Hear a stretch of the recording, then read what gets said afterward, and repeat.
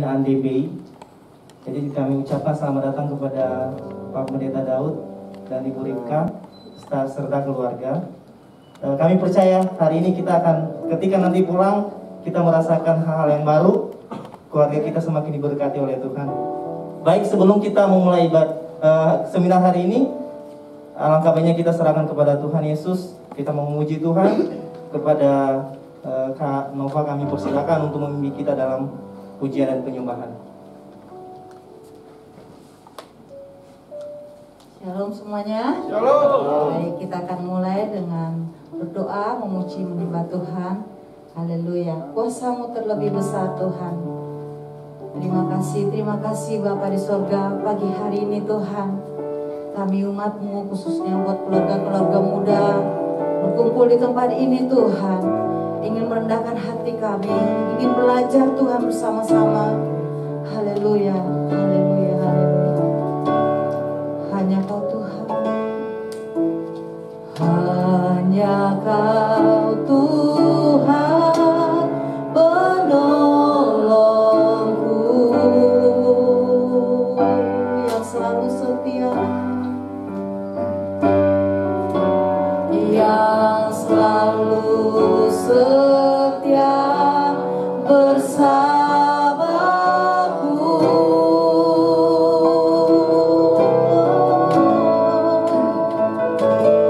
Kasih-Mu yang sanggup mengubah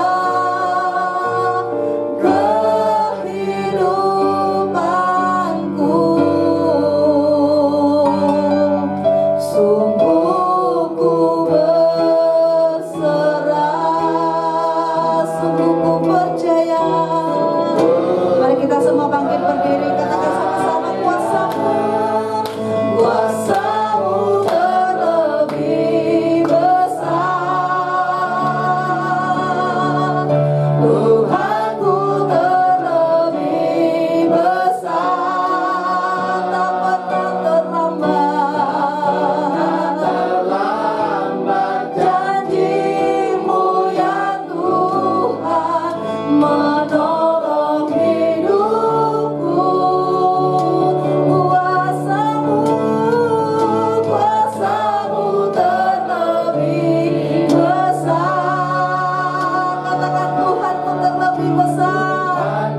Yes, amin, amin. Tuhan tak pernah terlambat.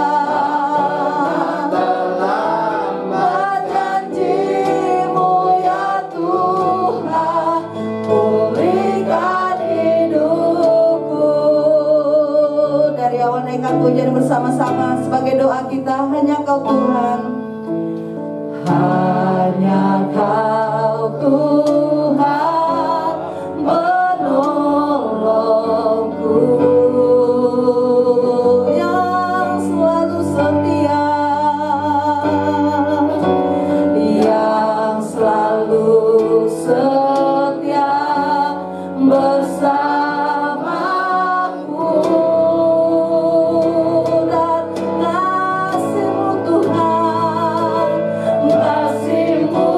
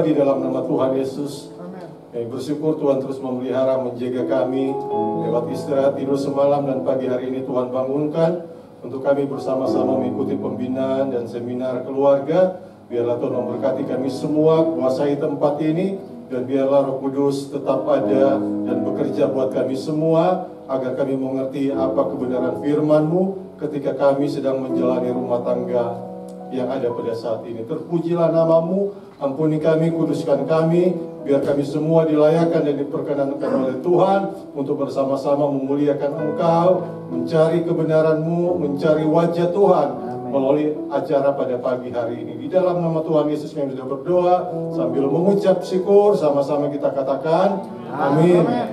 Terima kasih buat Pak Daud dan Ibu Ripka, terima kasih buat Pak Marcel dan Ibu Christine yang boleh bersama-sama dengan kami. Jadi saya terpanggil buat keluarga muda yang ada di El Shaddai, tidak semua yang hadir karena rata-rata masih anak-anak, ada yang balita masih sekolah. Ya, kecuali saya, anak saya yang pertama sudah sarjana, jadi sudah melewati suka duka, dan saya terpanggil buat yang masih muda-muda ini, pasutri muda. Nah, Pak Daud dan Ibu Ripka, Pak Marcel dan Bu Christine bisa berbagi. Amin. Ya, karena Pak Daud ini kita bersyukur karena yang menjadi pembicara yang akan sharing ini adalah antara bapak, ibu dan anak, dan mertua, menantu. Jadi lengkaplah sukacita pada pagi hari ini. Amin. Baik, terima kasih untuk selanjutnya. Ya, kami langsung serahkan untuk yang pertama mungkin dari Pak Daud dulu ya dengan Ibu. Ya, makasih Pak. Oke, puji Tuhan.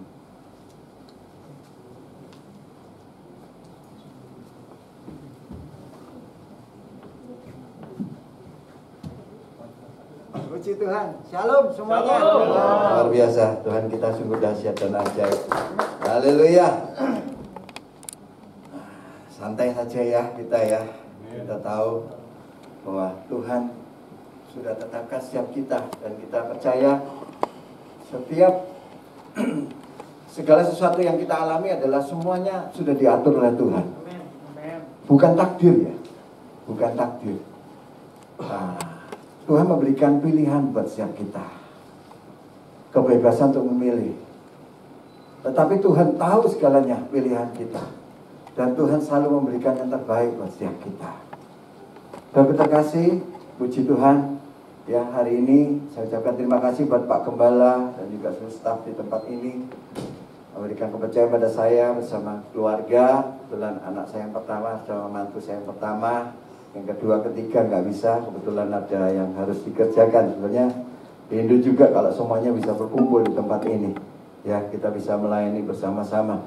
Semua karena kemurahan Tuhan, semua karena kebaikan. Tak kenal maka tak sayang, tapi saya pernah khotbah di tempat ini juga. Nggak apa-apa ya. Nah, saya kenalkan istri saya, ini keluarga inti, ya istri bersama anak-anak saya pertama berdua saja, dan kami belum lama, pernikahan kami belum 50 tahun, baru 38 tahun kemarin 9 Maret 2022 kemarin. Ya, semua karena kemurahan Tuhan. Beri tepuk tangan buat Allah kita. Dan ini keluarga kami bertambah satu cucu dari putri kami yang kedua. Nanti ada waktunya Tuhan, dari putra dan mantu saya yang pertama. Tuhan pasti punya waktu yang indah. Demikian juga waktu kami berumah tangga tahun 84, kami belum langsung dikaruniai putra, saudara terkasih. Ya, kami bergumul dalam doa. Ya, kami cuma bisa berserah sama Tuhan. Ya, kelihatannya memang nggak enak. Saya percaya waktu Tuhan adalah yang terbaik. Bisa pemain keyboard temenin saya ya. Haleluya. Ya, waktu Tuhan itu semuanya terbaik. Ya, kita percaya aja dengan apa yang Tuhan akan atur demikian rupa. Tuhan pasti akan memberikan apa yang kita perlukan, yang kita butuhkan, bukan apa yang kita inginin. Ya, Tuhan selalu berikan dan Tuhan selalu tepati ya saudara terkasih. Ya, waktu Tuhan itu tepat pada waktunya, dan tahun 89 anak saya pertama lahir. Ya, 4 tahun lebih, hampir 5 tahun. Kami arungi berdua terus kemana-mana kayak pacaran, puji Tuhan saudara terkasih. Ya, kemana-mana berdua. Ya, demikian juga pada anak saya sama mantu saya bilang, percaya ada waktunya Tuhan. ya Tuhan akan genapi janjinya. Dan Tuhan pasti akan memberikan indah pada waktunya. Saudara terkasih, ya inilah keluarga saya dan putri saya yang paling bontot, masih belum menikah, ya dukung doa supaya dapat yang terbaik dari Tuhan semuanya ya. Ini baru 25 tahun, saya percaya semuanya karena kasih Allah kami berdua bisa ngarungi bahtera rumah tangga, bisa bertahan sampai hari ini, semua karena Tuhan, bukan karena gagah dan kuat kami. Manusia diciptakan itu gak sama, ya laki dan perempuan itu berbeda. Sebab itu konflik pasti terjadi. Ya, ada satu yayasan ajak berdiri ya sebentar, ya supaya kita nggak ngantuk dan supaya kita semangat. Tahu dimanapun juga di rumah tangga, ya di keluarga kita ketemu. Kalau saya bilang suami istri, saudara bapak ibu jawab mesra sambil pandang pasangannya. Ya kalau saya bilang mesra, suami istri, ya siap? 1, 2, 3. Suami istri mesra, mesra. Suami istri gandeng dong pasangannya. Masa dibiarin gitu? Ya. Sekali lagi suami istri mesra, mesra. Suami istri. Haleluya, beri tepuk tangan buat Allah kita. Silakan duduk. Haleluya. Dimanapun juga kalau konflik, ya kayak saya sama istri, ya bukan nggak pernah. Pendeta juga manusia, ya pasti juga pernah konflik. Ya bisa tanya istri saya, ya anak-anak saya juga tahu, ya. Tapi bagaimana konflik itu merubah kita semakin hari semakin tahu pasangan kita. Oh pasangan kita tuh nggak maunya kayak gini. Ya jangan kita berbuat seperti itu. Tapi kadang-kadang kelupaan, marah juga. Saya bilang, maaf ya sayang, goda aja. Ya. Saya bilang, suami istri. Saya bilang, mesra. Ketawa ya. Ya. Ini harus kita bangkitkan terus. Nah, saya terkasih. Menurut Anda, apakah usia pernikahan itu berpengaruh terhadap kekuatan relasi suami dan istri di dalamnya? Tidak, saudara terkasih. Ya, ada yang sudah menikah lebih dari 50 tahun bisa cerai juga. Ada. Apakah semakin lama menikah maka pernikahan semakin kuat? Kalau kita sebagai anak Tuhan melekat sama Tuhan, kita harus semakin kuat. Dan kita percaya akan semakin kuat, akan semakin mesra suami istri. Apa yang diperlukan agar relasi suami istri dalam pernikahan menjadi semakin kuat?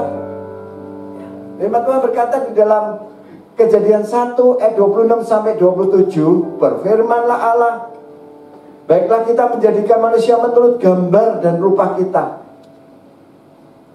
supaya mereka berkuasa atas ikan-ikan di laut dan burung-burung di udara, dan atas ternak dan atas seluruh bumi, dan atas segala binatang melata yang merayap di bumi. Maka Allah menciptakan manusia itu menurut gambarnya. Menurut gambar Allah diciptakannya laki-laki dan perempuan, diciptakannya mereka. Kita diciptakan berbeda, laki-laki dan perempuan, ya, bukan Adam dan Steve, bukan ya, Adam dan Hawa. Ya. Mengapa Allah menciptakan keluarga? Tuhan Yesus melakukan mukjizat yang pertama di mana? Di Kana, di keluarga. Di mata Allah, keluarga adalah hal yang paling penting, institusi yang paling penting, ya terkecil tapi sangat penting, karena dari keluargalah muncul, ya sesuatu yang harus berkenan di hadapan Tuhan. Di dalam keluargalah bagaimana memunculkan orang-orang yang mencintai Tuhan untuk memuliakan nama Tuhan, berjalan sesuai dengan kehendak Tuhan. Nah, yang pertama dikatakan di sini melaksanakan mandat Allah untuk menaklukkan dan menguasai ikan-ikan di laut dan burung-burung di udara dan atas segala binatang yang merayap di bumi. Kejadian 1:28 yang sudah kita baca. Yang kedua, mengapa Allah menciptakan keluarga?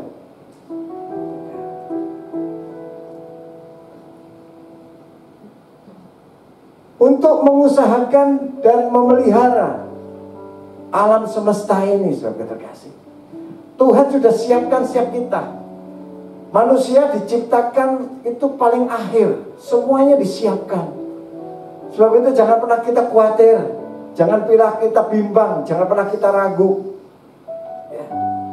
Melangkah bersama Tuhan, karena Tuhan sudah sediakan semuanya. Haleluya. Ya. Yang ketiga, mengapa Allah menciptakan keluarga? Untuk menjadikan manusia lebih maksimal. Karena di dalam keluarga itu akan membentuk karakter ilahi. Di sini membentuk karakter ilahi, sehingga perbedaan-perbedaan makin lama makin mengerti. Walaupun usia pernikahan saya baru 38 tahun, tapi tetap masih ada, masih nggak akan pernah berakhir. Yang perbedaan-perbedaan, ada yang nggak disukai oleh istri saya, ada yang nggak saya sukai, ada. Cuman bagaimana caranya makin mengerti penyampaiannya, tutur kata, nanti ada semuanya, saudara terkasih. Ya, ada 7 pilar pernikahan di sini yang kita akan pelajari. Pilar yang pertama yaitu seorang laki-laki harus menikah dengan seorang perempuan. Sejak lahir, ya Tuhan tetapkan. Pilar ini menolak dosa homoseksual dan lesbian. Laki-laki harus menikah dengan perempuan. Ya. Harus ditolak dosa homoseksual dan lesbian. Yang kedua, pilar kedua, seorang laki-laki mempunyai kedudukan dan harkat yang sama dengan perempuan di hadapan Allah. Nah, pilar kedua ini menolak dosa diskriminasi perbedaan gender. Ya.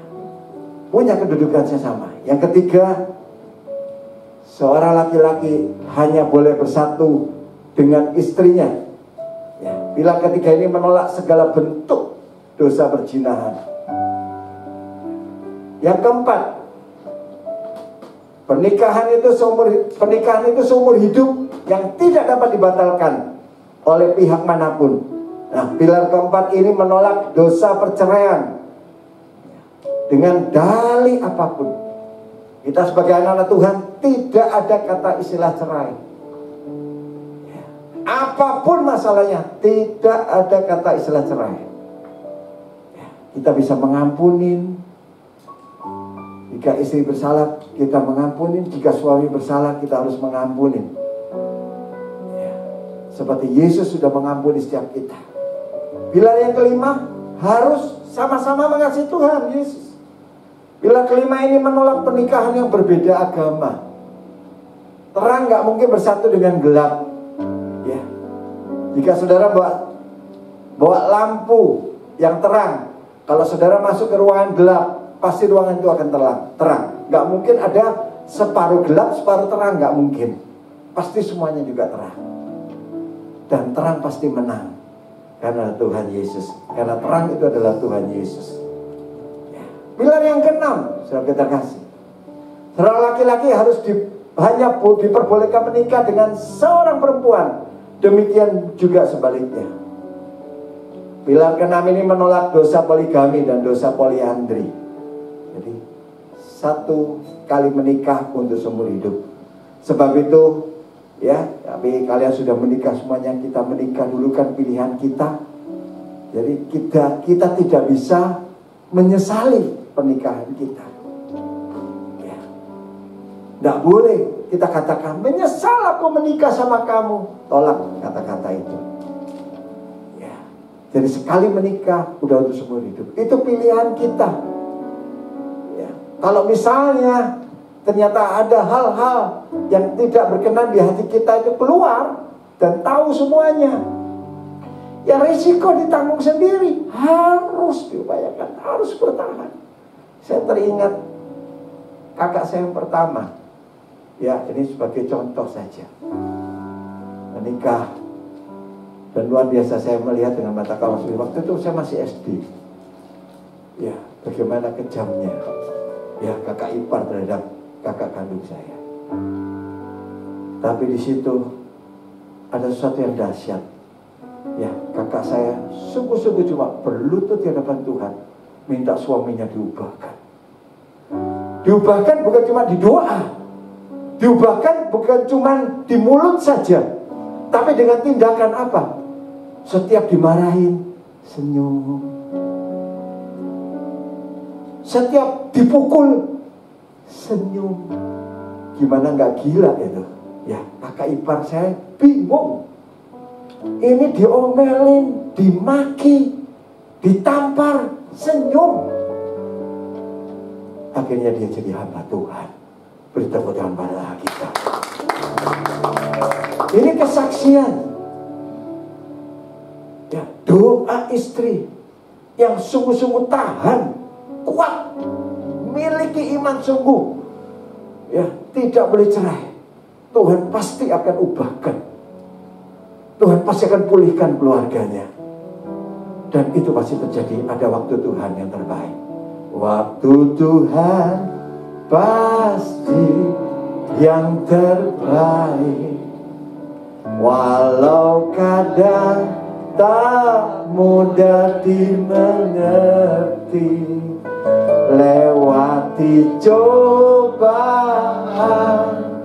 ku tetap percaya waktu Tuhan pasti yang terbaik. Apapun masalahmu, keluargamu, ada waktunya Tuhan. Kita percayakan Tuhan sungguh-sungguh, menyerahkan segalanya kepada Tuhan bersama-sama, bergandengan tangan dengan pasangan hidup kita, dan Tuhan pasti akan menepati janjinya. Ya. Pilar yang ketujuh, seorang laki-laki hanya boleh bersatu dengan seorang perempuan setelah diberkati. Pilar ketujuh ini menolak dosa seks bebas, perkawinan, pencobaan, kumpul kebo dan lain-lain. Ya, saudara terkasih.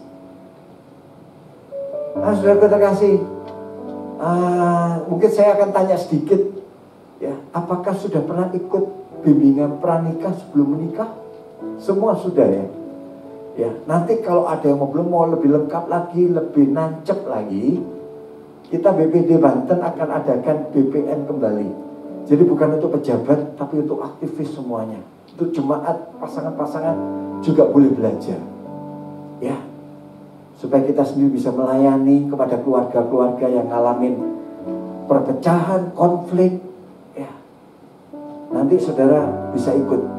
Nah, kita belajar lagi peran suami, saudara terkasih. Suami itu harus mengasihi istri, melayani, memimpin istri, saudara terkasih. Melayani dalam hal segalanya, mengasihi dalam segalanya, memperhatikan, saudara kasih. Saya paling riskan, bisa tanya istri saya. Ya, istri saya sendiri nanti akan jawab. Ya, bahwa setiap kalau dia nggak makan, saya paling nggak bisa diem. Betul nggak saya? Iya, betul. Perhatiin dan siapin. Bahkan saya nggak pernah nuntut istri menyiapkan makanan. Saya yang sering menyiapkan makanan buat istri saya. Kita berjalan ke tanah kita. Nggak harus suami itu menuntut dan menuntut. Tapi suami juga bisa berikan sesuatu buat istri. Mengasihi, melayani, agar istri merasakan, aku kok kayak ratu ya, gitu. Ya. Pulang kerja dibawain makanan, pasti seneng. Oh, seneng gak ya? Ya. Nah, saya lihat sudah tertransfer ke anak saya. Saya bersyukur karena anak saya lihat sendiri terus. Pagi-pagi, ya, saya ke pasar, saya belanja, saya masak. Kalau saya ada kegiatan, kalau istri saya nggak sempet, banyak kerjaan, cucian segala macam, tetek bengek, belum ngurusin anak-anak, saya masak. Nah, kita kasih. Ini yang harus kita bisa lakukan sebagai para suami, melayani, pemimpin istri, ministry, nggak cuma nuntut aja. Yang kedua apa? Sebagai imam, nabi dan kepala atau raja yang memutuskan, yang membawa istri agar melekat sama Tuhan, cinta sama Tuhan, ya, bikin sebuah keluarga, ya, kalau malam, ya, pagi kan saat teduh masing-masing, doa bareng, dan setiap pagi selalu dengan kasih kepada istri, shalom, begitu bangun melek, walaupun kalau orang Jawa bilang ababe mambu, gitu. Wah, shalom, istri saya, wih, bau, gitu lagi. Selamat pagi, I love you, saya cium, selamat terkasih. Setiap pagi saya lakukan sampai hari ini. Ya, ini harus kita kerjakan. Ya, peran suami sebagai imam, nabi, kepala, membawa istri, anak-anak untuk semakin cinta sama Tuhan. Peran istri, ya, itu menghormati, menaati, tunduk pada suami, bukan nanduk. Ya, harus tunduk, ya, bukan nanduk. Ya. Hormati keputusan suami. Ya, saya bersyukur punya istri yang sangat setia, gitu. Ya, dan mau memaafkan. Ya, walaupun mulut istri itu, ya, nggak bisa selesai sampai 20.000 kata. Saya mau apa dia? Mau perempuan, ya denger aja, nikmatin, jangan kesel. Kadang-kadang memang dongkol, ya, aduh ini kok cerewet banget itu. Ya dinikmatin sebagai terkasih. Ya. Nah, ayo peran istri ini menghormati, menaati, tunduk pada suami. Yang kedua, sebagai penolong. Saat saya kesulitan, saat saya harus memilih, pada waktu itu tahun 2011 saya harus full timer, menyerahkan semuanya kepada Tuhan. Saya nggak bisa apa-apa waktu itu. Saya lemes, Saudara terkasih. Dan bilang, pabrik minumanmu harus tutup. Saya bilang sama Tuhan, Tuhan, anakku belum selesai. Anak saya pertama ini baru sarjana kedokteran, baru akademis, belum dokter. Harus koas, belum internship lagi. Pas angkat dokter harus internship lagi, bakti negara. Itu butuh biaya. Nomor 2 adanya di kedokteran gigi, baru semester 4. Tapi Tuhan bilang suruh lepaskan semuanya. Saya cuma, Tuhan, kalau Engkau yang suruh konfirmasi sama istri. Dan puji Tuhan, Tuhan udah bilang sama istri saya. Istri saya saya tanya, dia cuma nangis, Saudara terkasih. Tapi dia kuat. Kenapa? Karena dia sebagai penolong. Dia menguatkan saya, ayo maju, Tuhan pasti sediakan semuanya. Buktinya selesai semuanya. Gak minta-minta spesial pun kepada yang lain-lain. Beri tepuk tangan buat Allah kita. Bahkan anak saya nanti bisa saksi. Selesai, bahkan dapat spesialis, semuanya dapat beasiswa dari negara. Beri tepuk tangan sekali lagi buat Allah kita. Haleluya. Tuhan kita dahsyat. Dapat istri juga yang cinta Tuhan, sama-sama dokter lagi. Ya, betapa kita bangga gitu sebagai orang tua. Ya, anak-anak bukan cuma sekedar pintar, tapi dulu karena kami selalu minta Tuhan kasih anak, belum ada anak betul, masih nunggu dari 84. Buat kasih anak yang cinta Tuhan, yang dipakai Tuhan, yang jadi berkat buat semua orang, dan juga jadi berkat buat keluarga, dan juga melakukan kehendak Bapa yang cinta Tuhan sungguh-sungguh. Ternyata selain dokter dan juga sebagai pendeta. Saudara terkasih, peran istri harus sebagai penolong, jangan perongrong. Ya, bukan cuma ngatung tok. Saya bersyukur istri gak pernah merongrong saya, saudara terkasih. Dia nerima orangnya. Anak saya tahu, nerima apa adanya. Ya. Yang ketiga, sebagai pendamping. Jadi kemanapun pergi, jangan pernah tidak ajak istri. Kecuali kalau saya pas pelayanan ya, minggu pertama istri kan harus ada di gereja.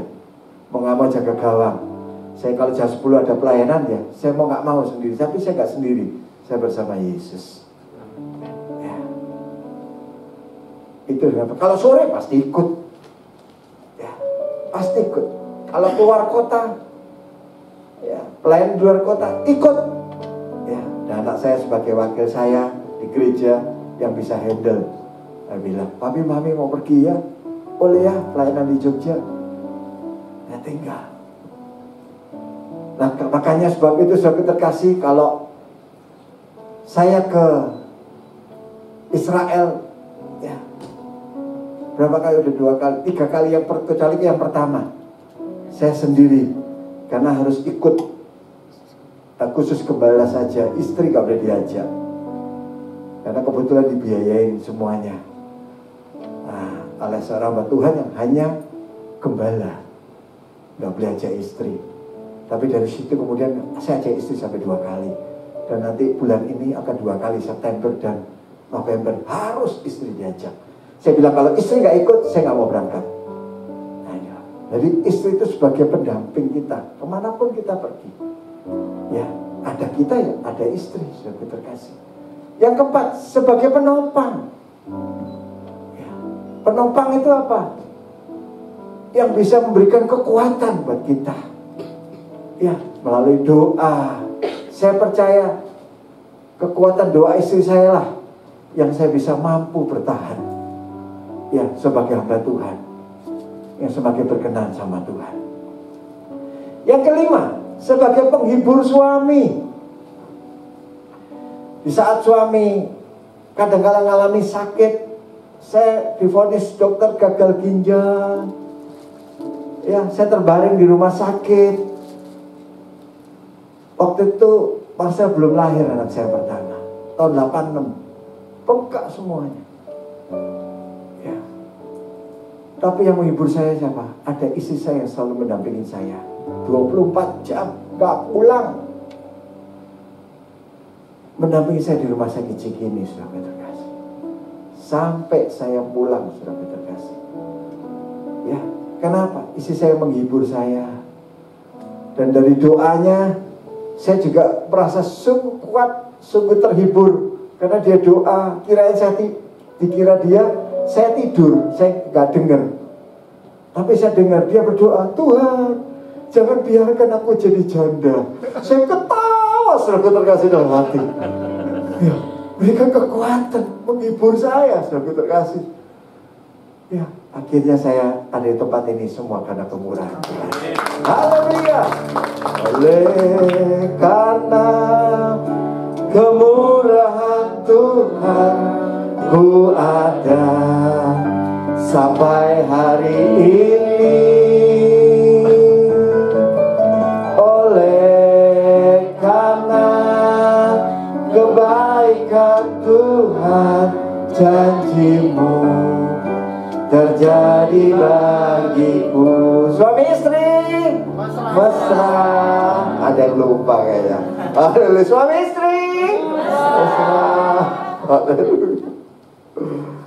Ya, saudara terkasih, Allah Tritunggal meskipun dalam 3 pribadi yang berbeda, namun dalam kesatuannya menciptakan manusia menurut gambarnya.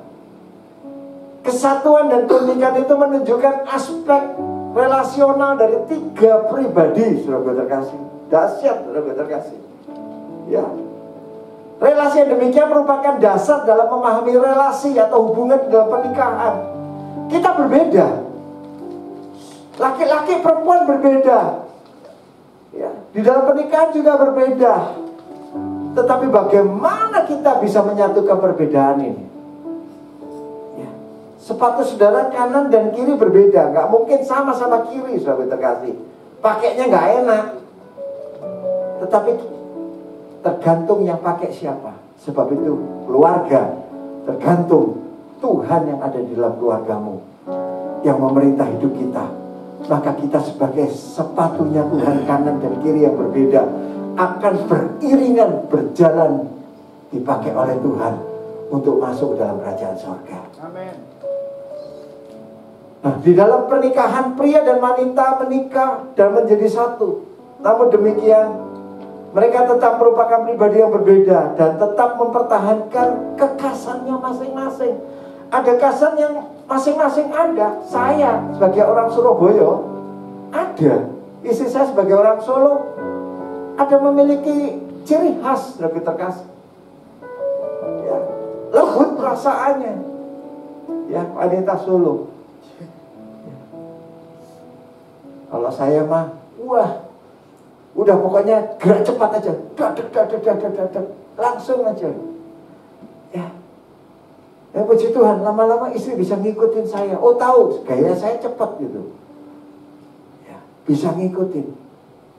Lama-lama, ya ini walaupun berbeda kita harus bisa mengikutinya sehingga ada satu kesatuan, relasi yang dinamis. Ya, luar biasa. Kalau kita terus-menerus mau memiliki komitmen sungguh-sungguh yang untuk membentuk ya, karakter ilahi kita dengan menciptakan relasi yang dinamis antara suami dan istri. Ya. Relasi atau hubungan dalam pernikahan adalah jenis hubungan yang paling intim di antara jenis hubungan antar manusia lainnya. Setiap pasangan suami istri perlu menyadari bahwa relasi dalam pernikahan adalah dinamis, dapat bertumbuh menjadi semakin baik, stagnan, atau memburuk. Ya. Gimana relasi kita dengan pasangan hidup kita? Apakah stagnan atau makin memburuk? Saya percaya di tempat ini semua semakin membaik. Ya. Suami istri mesra. Kita harus semakin mesra. Ya, harus semangat. Baik suami dan istri harus terus membangun relasi tersebut menjadi semakin kuat dan bermakna. Ya, harus semakin kuat. Dengan apa? Memiliki komitmen, sungguh-sungguh mau, ya, untuk membangun relasi. Kalau saya salah, ya, jangan pernah mengakuin, jangan pernah tidak berani mengakui salah, saudara terkasih. Walaupun kita gak salah pun untuk menjalin relasi, kita minta maaf aja. Walaupun kadang-kadang kita anggap bahwa prinsip kita benar, prinsip istri salah, minta maaf. Kita belajar di situ, sehingga pernikahan kita bisa awet di dalam Tuhan. Ya, ada 4 tahap di dalam relasi yang membangun relasi yang lebih baik. Ya, ini kita belajar. Covenant untuk mencintai dan dicintai. Ya, harus mencintai dan dicintai. Anugerah untuk mengampuni. Salah apapun juga saya belajar untuk bisa mengampuni. Salah apapun saya, istri juga belajar untuk mengampuni. Saya juga pernah salah. Banyak salah saya akui sama istri saya. Tapi istri saya luar biasa, selalu mengampuni, selalu mau memaafkan. Ya. Terus memberdayakan untuk melayani dan dilayani. Keintiman yang keempat, untuk memahami dan dipahami. Kita belajar yang pertama mengenai covenant, untuk mencintai dan dicintai. Kejadian 6 ayat 18. Tetapi dengan engkau, aku akan mengadakan perjanjianku, dan engkau akan masuk ke dalam bahtera itu, engkau bersama-sama dengan anak-anakmu dan istrimu dan istri anak-anakmu. Wow, haleluya. Tuhan juga membuat perjanjian buat setiap kita, buat keluarga-keluarga, ya, yang Tuhan sampaikan kepada Nabi Nuh. Ini juga Tuhan berikan buat setiap kita, keluarga-keluarga. Perjanjiannya itu kuat. Kita pun juga harus mencintai dan cintai oleh istri kita, suami kita. Kejadian 9 ayat 9 sampai 10 juga dikatakan, sesungguhnya aku mengadakan perjanjianku dengan kamu dengan keturunanmu dan dengan segala makhluk hidup yang bersama-sama dengan kamu, burung-burung, ternak, dan binatang-binatang liar di bumi yang bersama-sama dengan kamu. Segala yang keluar dari bahtera itu, segala binatang di bumi. Wow, luar biasa. Tuhan mempercayakan orang-orang sekitar kita, keluarga kita, kepada setiap kita, ya, agar kita mencintai dan kita dicintai oleh mereka. Ya, saya merasakan cinta yang luar biasa dari istri, dari anak-anak saya. Kalau saya sakit dikit aja, istri saya udah bingung. Saya bilang gak usah ngomong sama anak saya kadang-kala, nanti ganggu. Karena saya sangat repot, saya tahu. Ya, tapi istri saya gak tahan. Ya, waktu pernah mata saya kecolok. Tapi puji Tuhan, Tuhan tepat pada waktunya. Kalau lewat dari 6 jam, mata saya udah buta. Terkasih, untung istri saya ngomong sama anak saya langsung dari kesibukannya, langsung ke rumah, langsung bawa ke ini, langsung di komputer semuanya, dideteksi. Ya, itu lukanya, retinanya, kenanya sampai di mana. Saya rasa, saya bersyukur anak-anak, mantu, istri juga mencintai saya. Saya merasa dicintai. Saya bukan mencoba mencintai. Ini yang namanya covenant. Ya. Sehingga konflik itu kita bisa abaikan. Konflik itu kita bisa redam. Ya. Relasi dalam pernikahan adalah sangat unik dan merupakan hubungan covenant yang sangat dalam antara suami dan istri sebagai komitmen tanpa syarat. Gak pakai syarat, gak pakai mahar, sahabat terkasih. Haleluya. Suami istri, pandang suaminya, pandang istrinya, suami istri. Haleluya. Puji Tuhan. Ya, relasi dalam pernikahan adalah sangat unik dan merupakan hubungan covenant yang sangat dalam antara suami dan istri sebagai komitmen yang tanpa syarat. Nah, yang ketiga, ketika suami istri memahami bahwa pernikahan adalah sebuah covenant, maka akan ada rasa aman dan percaya dari suami atau istri yang menjadi dasar semakin meningkatnya relasi di dalam pernikahan tersebut. Ini harus kita tingkatkan. Mencintainya harus lebih dalam lagi. Tidak cuma sekedar di mulut. Shalom, I love you. Ya, good morning, I love you. Cium, bukan cuma sekedar itu, tapi dibuktikan dengan kehidupan sehari-hari, detik demi detik, jam demi jam, hari demi hari.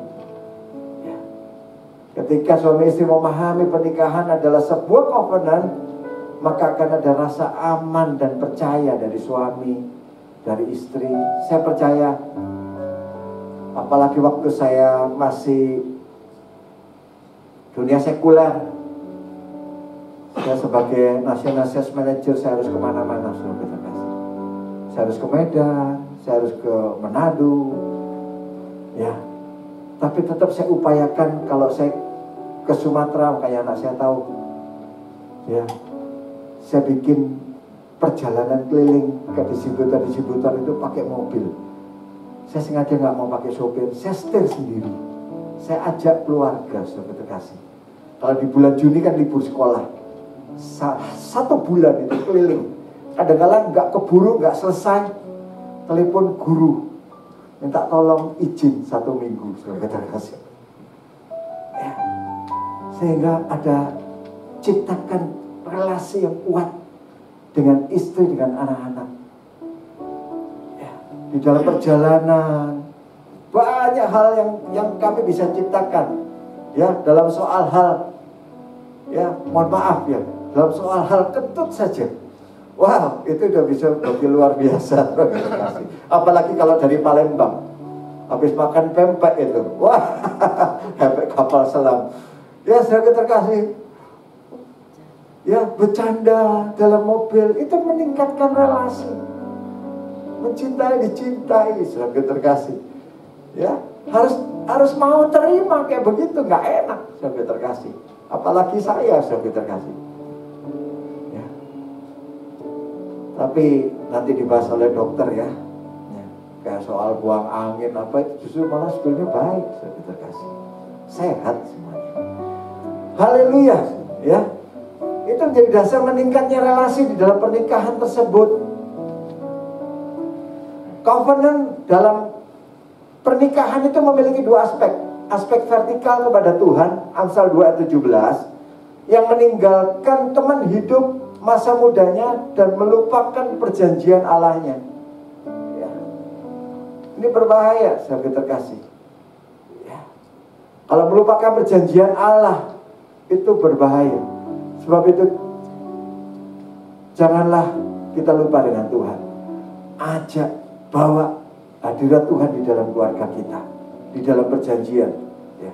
Aspek horizontal kepada pasangan kita, Maleakhi 2 ayat 14. Dan kamu bertanya, oleh karena apa?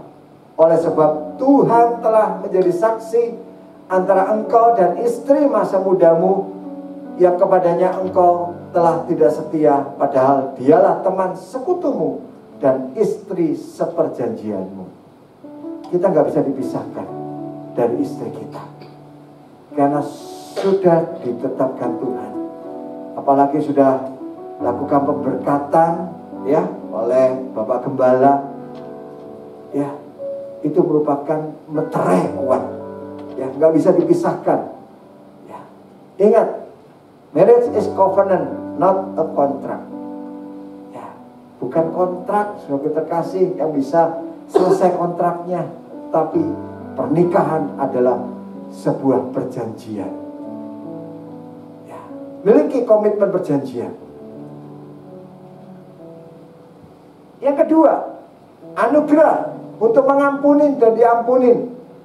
Sebab karena kasih karunia kamu diselamatkan oleh iman. Itu bukan hasil usahamu, tetapi pemberian Allah. Ya, Efesus 2 ayat 8, pasal 2 ayat 8. Anugerah untuk mengampuni dan diampuni. Saya cepat kan ada 57. Ya, haleluya. Karena ini saya ambil sebagian. Kalau semua nggak akan selesai, saudara terkasih, sampai sore pun nggak akan selesai. Sedikit, saya comot sedikit-sedikit.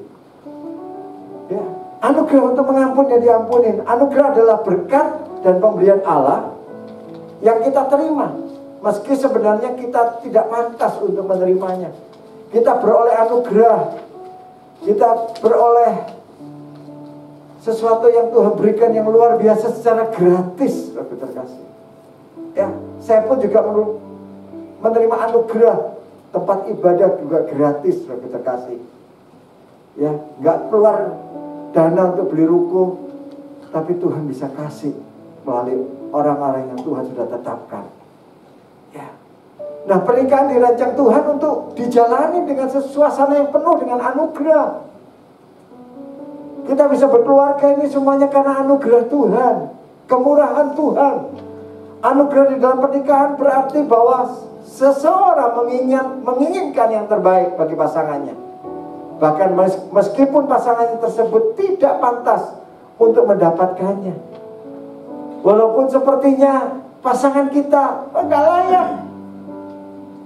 Kamu nyakitin aku terus. Ayo, mulai siang hari ini, pagi hari ini kita belajar sebagai pasangan hidup. Walaupun pasangan kita menyakiti, bersyukur sama Tuhan.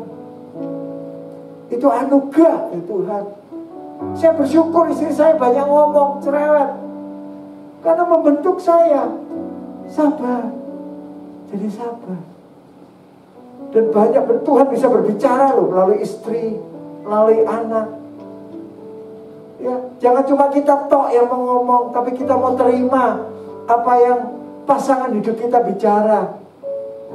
Ya, karena itu adalah anugerah Tuhan. Sebab itu bersyukurlah, bersyukur. Jangan ngomel. Waduh, Tuhan aku kok kasih pasangan kayak begini. Siapa yang ngasih? Kamu yang milih. Gue bilang. Ya. Saya ada satu anak rohani kemarin ya, pulang ke Nia, dijodohin sama orang tua. Ya. Dia bilang setelah di sini, Dia bilang katanya nyesel. Saya bilang, saya marahin, saya panggil. Tempo hari, walaupun kamu dijodohin, kamu nolak gak? Enggak, mau. Kenapa bilang nyesel sekarang? Gak bisa, itu anugerah kamu. Dapat istri yang luar biasa. Itu cinta Tuhan. Kalau ngajar sekolah minggu bagus banget tuh. Ya, saya bilang, kamu harus bersyukur, itu anugerah. Iya Bapak. Akhirnya dia selalu bilang, terima kasih Tuhan, Engkau baik. Walaupun pergumulan dalam rumah tangganya gak gampang, berat, saya percaya, jalani. Itu merupakan anugerah yang Tuhan sudah tetapkan buat kamu, buat setiap kita.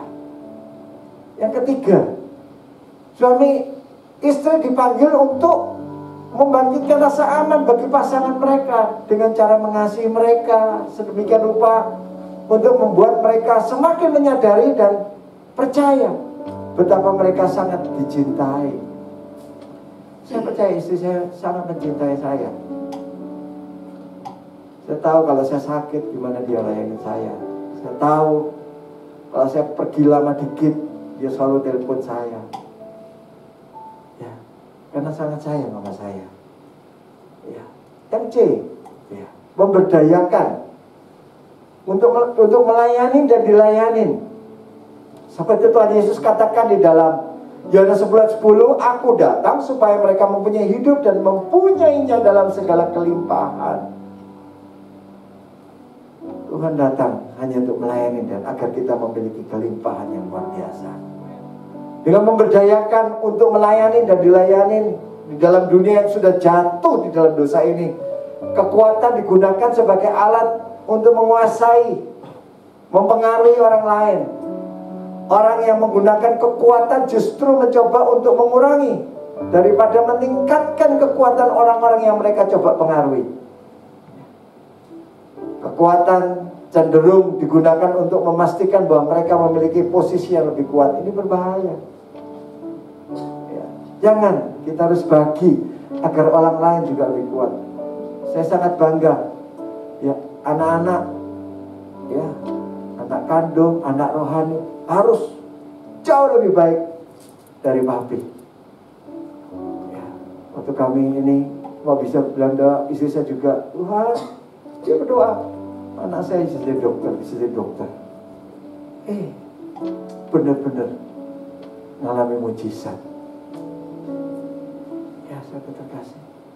Pada waktu pulang gereja, youth naik motor, ya, di GBI Motherland, sebelah belakang ditabrak sama kijang, tinggal kabur, suatu terkasih. Saya datang langsung, saya bawa ke rumah sakit Sejahtera Insani. Ya, dan mujizat terjadi. Dokter bilang 6 bulan paling cepat lepas tongkat, tapi cuma 3 minggu. Beri tepuk tangan buat Allah kita. Haleluya. Tepat 21 hari tongkat dilepas. Akhirnya dia bilang, papi aku mau jadi dokter. Ya. Dan yes, amen. Dan puji Tuhan, Tuhan genapi semuanya.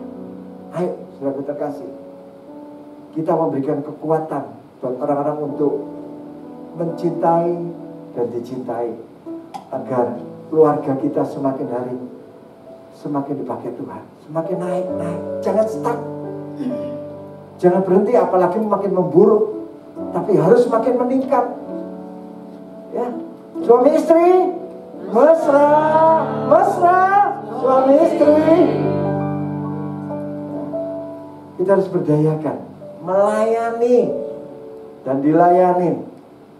Kemudian dalam pernikahan, suami dan istri harus menggunakan kekuatan mereka untuk membangun satu dengan yang lain. Di dalam pernikahan, suami dan istri harus berkomitmen mendukung pasangannya untuk berkembang sesuai dengan potensi yang Tuhan berikan kepadanya. Kalau istri saya kekuatannya di doa. Berapa kali saya suruh ini ujian PDP, gak pernah mau dari tahun 2000. waktu masih saya sinode di Betani. Ya, nggak pernah mau. Aku doain aja. Ya udah, sampai hari ini saya nggak pernah mau paksa. Ya, karena potensinya di situ. Nah, terus kembangkan. Banyak sering dapat penglihatan, saudara kasih. Didorong, terus diberdayakan, ya, agar semakin hari semakin naik, saudara kasih. Yang D, keintiman, ya, untuk memahami dan untuk dipahami. Firman Tuhan berkata dalam Kejadian 3 ayat 7-8, maka terbukalah mata mereka berdua, dan mereka tahu bahwa mereka telanjang. Bersembunyilah manusia dan istrinya itu terhadap Tuhan Allah di antara pohon-pohon di dalam taman. Ya. Akhirnya nyadari, harus menyadari bahwa Adam dan Hawa dirinya telanjang karena sudah berbuat dosa. Sahabat terkasih, ya, harus memahami. Nah, keintiman untuk memahami dan dipahami di dalam pernikahan ini, relasi akan bertambah kuat apabila suami istri membangun keintiman. Harus semakin intim. Keintiman bukan hanya berbicara mengenai seks. Ingat, saudara terkasih, bukan hanya mengenai seks, namun mencakup beberapa tingkatan. Keintiman adalah diskusi bersama, keheningan bersama. Ajak istri jalan-jalan. Bila perlu staycation, saudara terkasih, istri saya sampai, anak saya sampai itu, mami, tahu-tahu di puncak. Iya, saya mau berdua. Ya, saya tahu-tahu berangkat aja.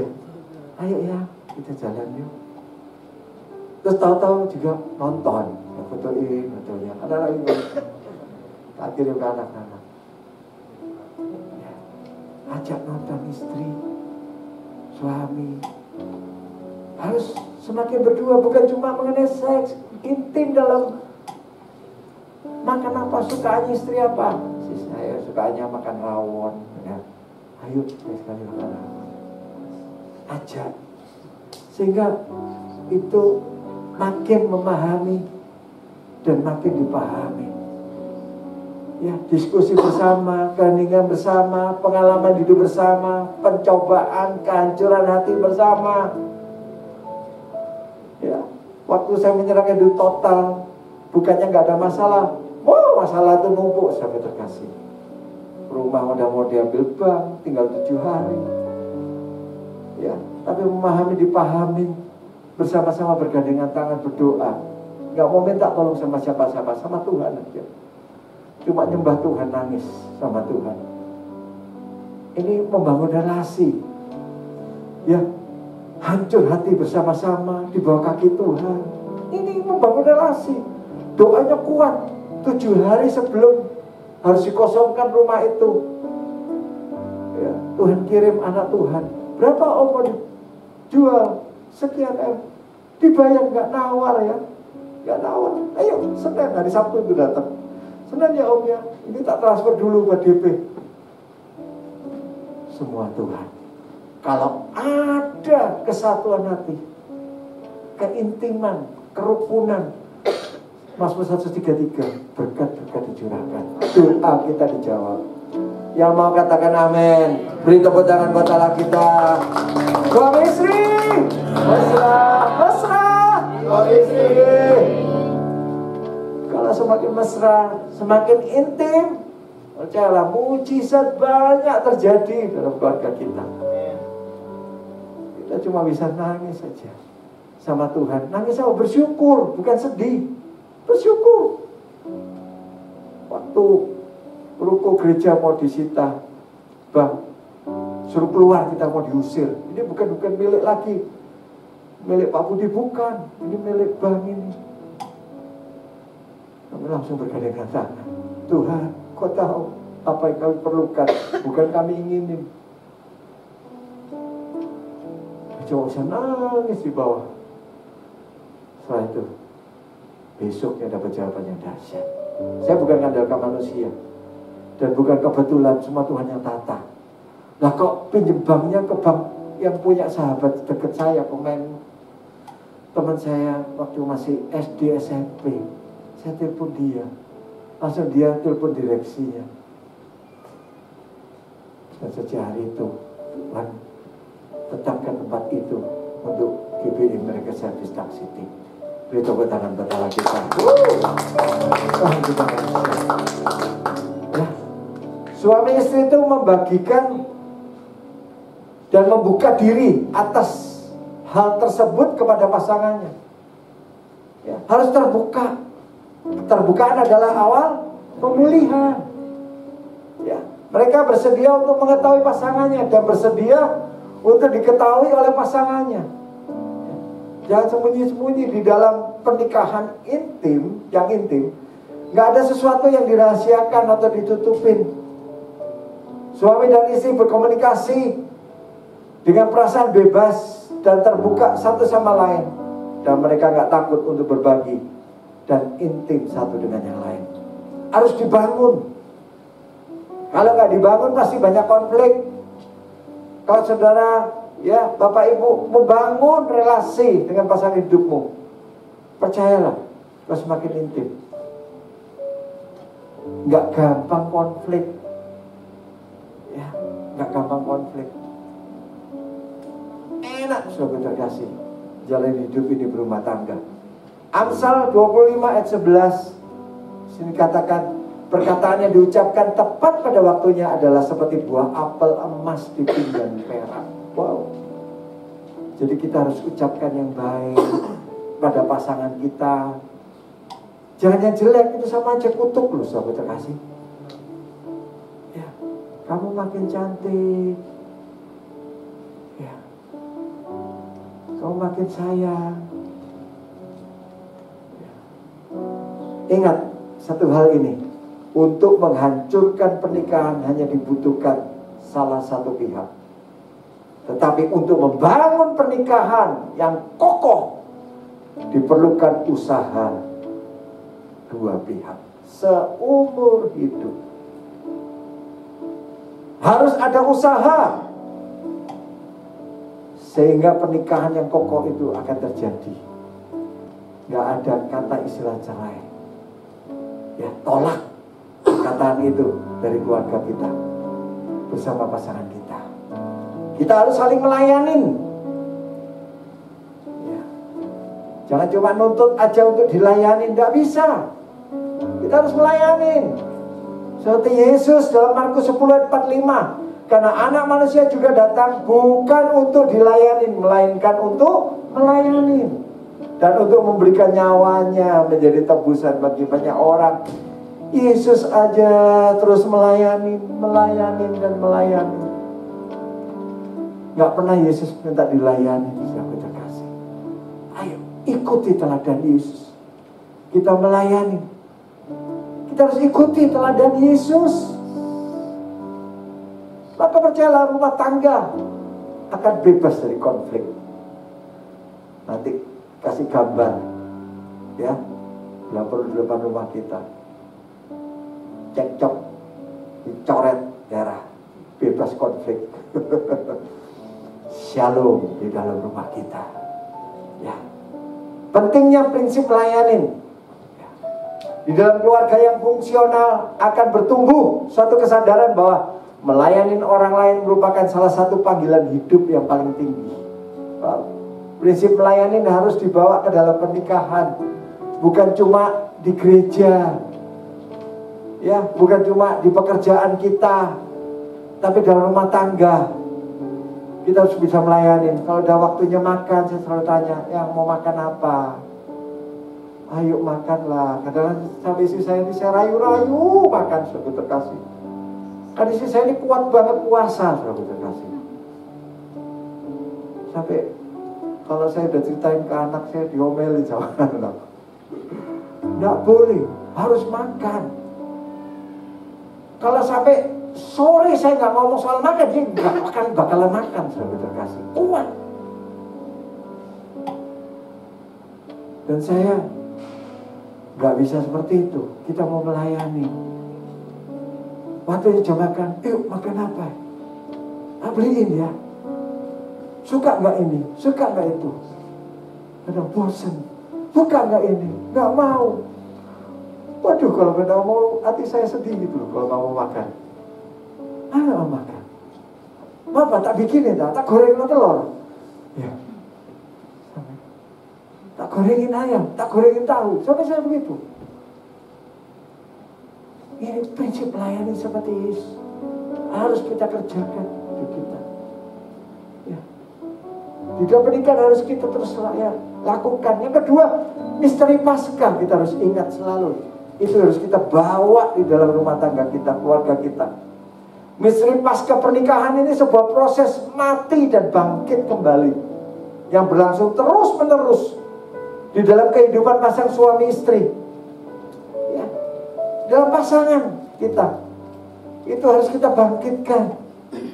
Setiap hari kita harus mati terhadap keinginan kita yang egois dan bangkit sebagai seorang hamba yang siap melayani. Kadang-kadang kita punya keperluan apa, saya kalahin dulu untuk layani istri saya dulu. Ini harus. Ya.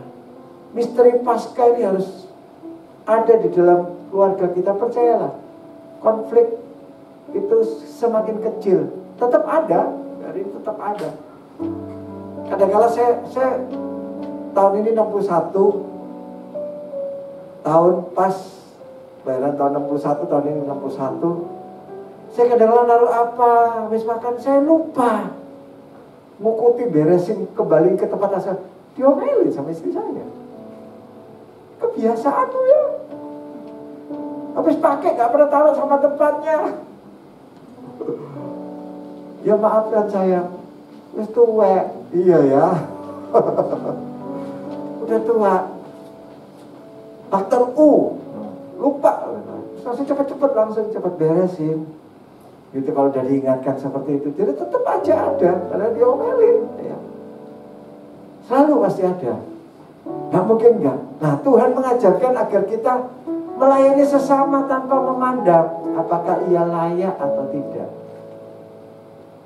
Ya, walaupun pasangan kita sudah menyakiti hati kita, layani. Ya. Saya ingat contoh kakak kandung saya nomor 1. Ya, ipar saya begitu jahatnya, tetap dilayani. Makanan dimasakin, disiapin. Kadang-kadang saya lihat sendiri loh. Dulu belum jadi pendeta. Ya, di periode siapin, wow, ditamplek, dibuang sahabat terkasih. Tapi senyum, diambilin lagi, itu disapuin, dipel. Lama-lama nggak tahan, nangis peluk istrinya, minta maaf, minta ampun, nggak dipakai Tuhan luar biasa. Gembala di Betani Jombang dan dipanggil Tuhan Mei 2011. Lalu kita kasih, ayo Tuhan mengajarkan agar kita melayani sesama tanpa memandang apakah ia layak atau tidak. Kita harus memiliki sikap hati yang benar. Karakter Kristiani adalah menghidupi pengajaran Alkitab yang mementingkan sikap hati di balik sebuah tindakan. Hati kita minta hati yang baru. Kepahitan, sakit hati, ingat, mampir boleh, nginep jangan. Apalagi ngekos, ngontrak mahal harganya, buang jauh-jauh. Suami istri mesra, suami istri. Ya, sakit hati kepahitan, buang jauh-jauh. Jangan sampai ngekos, apalagi ngontrak. Miliki sikap hati yang benar di hadapan Tuhan, ya, sehingga hati kita dibaharui. Ya, melayani dengan menyediakan. Ya, selalu siapkan. Belajar melayani. Ayo kita mengenali kebutuhan istri. Ya, bapak di tempat ini kenalin. Mungkin banyak yang sudah tahu juga ya. Yang pertama, kasih sayang, kemesraan. Suami menjadi kekasih. Ya, kemanapun di mall bisa gandeng. Jangan nginclik kayak karena PDW jalan sendiri. Ya, gandeng. Ya, tidur pun terus terang, sahabat terkasih. Saya gandeng saya tidur. Ya, ciptakan relasi, merasa istri dikasihi, sahabat terkasih. Ya, kejujuran dan keterbukaan, bersedia untuk terbuka, mengakui kesalahan. Ya, kalau salah, jangan gengsi. Ya, akui kesalahan kita. Terus percakapan, bersedia mendengar. Ya, saya paling sering kalau lihat Instagram ada ini, woi cerita ini, ya saya liatin, saya dengerin. Bersedia menjadi pendengar. Udah ya, gitu. Pas udah ya, dia selesai. Gitu. Nanti ada lagi, ke saya lagi, nunjukin lagi. Dia bersedia mendengar. Nah, dukungan keuangan dan penghargaan. Ya, jangan sampai istri gak megang uang, pasangan gak megang uang. Ya, istri kita harus kita utamakan. Jadi mau apapun juga itu siap sedia. Ya, komitmen keluarga. Oke, suami-suami kita harus memiliki komitmen yang kuat buat keluarga. Utamakan keluarga lebih dari segalanya. Saya teringat waktu masih tinggal di Banjarwijaya. Ya, itu di plafon kami ada kucing, sahabat terkasih.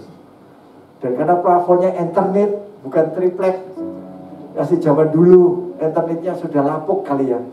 Kucingnya, itu internetnya jebol, kucingnya di bawah, sahabat terkasih. Ya, beranak, sahabat terkasih, ya, beranak 5 anaknya ya. Saya pada takut semua, naik di atas meja. Untungnya anak saya juga ambil handphone, terus telepon papanya. Belum ada handphone ya. Oh ya, telepon rumah. Nah, telepon ke kantor. Ya, telepon ke kantor. Karena saya komitmen buat keluarga. Saya langsung izin. Pak, saya tinggal dulu. Istri anak saya udah ketakutan sama kucing. Ketawa. Ya wis pulang cepet pulang. Masih di Pak Yanto ya, dari Kapuk saya cepet pulang. Sambil itu ada break. Sudah gak bisa ke break, sabar ya, cuma dengar suara saya aja, sabar. Tapi dalam perjalanan pulang. Ya karena gak berani jauh, karena dulu banyak kucing liaran di bawah, di atas meja makan. Ya, cepet pulang. Ya, ini kan komitmen buat keluarga sungguh-sungguh. Pentingin keluarga dari segalanya. Ya. Ayo sekarang mengenali kebutuhan suami. Ya, keintiman seksual, terserah. Ya. Yang kedua, teman bersenang-senang, sahabat yang dapat dipercaya. Senangnya ya ayo traveling bareng berdua, jalan-jalan, staycation di hotel. Ya, nggak mahal kok. Sekarang ada Redor, ada Oyo, ya kan? Murah kok. Ya, nikmati berdua. Ya. Ya. Mau pasangannya selalu menarik. Dandanlah. Ya. Dandan. Kalau udah bajunya bau, jangan dipakai. Kadang kalau itu saya mabuk ya, ganti salin. Kalau nggak mau ganti, saya ambil, saya ceburin di air, Pak Dio, di ember. Udah saya basahin aja, mau ganti. Saya gitu, saudara terkasih. Ya, yuk kenalin kebutuhan suami. Kemudian dukungan di rumah tangga. Ada penghargaan buat suami. Ya, suami pulang kerja. Ya, disiapin minum. Ya, dipijetin. Oh, itu kebutuhan suami. Ayo, melayani itu memicu romantisme, sahabat terkasih. Ya, kehangatan dan kedekatan nggak muncul secara spontan di dalam hubungan apapun. Tetapi perlu dibangun setiap hari. Harus dibangun setiap hari. Ya, dengan saling melayani. Ya. harus saling melayani. Enggak gitu nggak akan tercipta. Ingat, untuk menghancurkan pernikahan hanya dibutuhkan salah satu pihak. Tetapi untuk membangun pernikahan yang kokoh diperlukan usaha dua belah pihak seumur hidup. Ya. Miliki komitmen yang kuat bersama pasangan kita, bahwa sampai kapanpun kita mencintai pasangan kita sampai Tuhan Yesus datang. Yang mau beri tepuk tangan buat Allah kita. Haleluya! Suami istri mesra, mesra. Suami istri, haleluya, haleluya. Puji Tuhan. Ini aja yang saya sampaikan. Saya kejar waktunya, ya. Puji Tuhan, masih ada waktu, Mas, untuk buat pertanyaan-pertanyaan. Silakan, mungkin ada pertanyaan-pertanyaan, ya. Istri dan saya akan menjawab sesuai yang kami alamin, ya. Saya selalu sesuai yang kami alamin dan sesuai firman Tuhan, ya. Oke, silakan, ada pertanyaan, saya serahkan ke pemandu.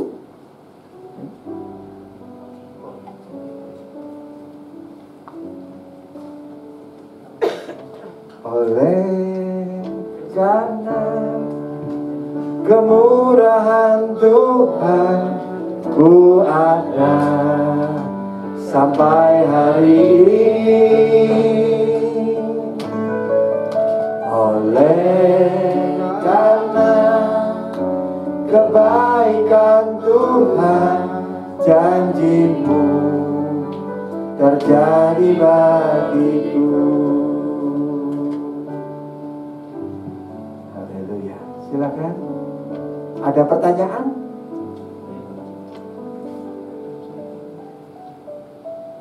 Atau mungkin materi yang ada sudah bisa menjawab pertanyaan? Oh, itu kuncinya.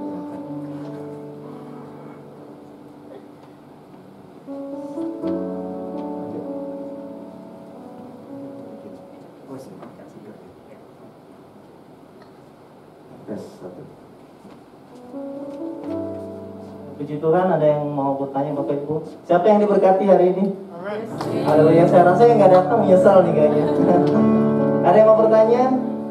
Mungkin dari Bu Heni, dari Pak Misto, Pak Marinus, Bu Nova, Pak Ferdinand. Ada?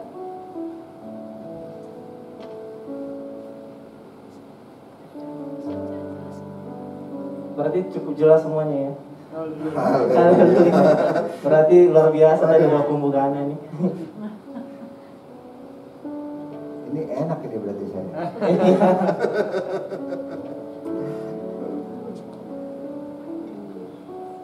Ayo, mungkin masih ada.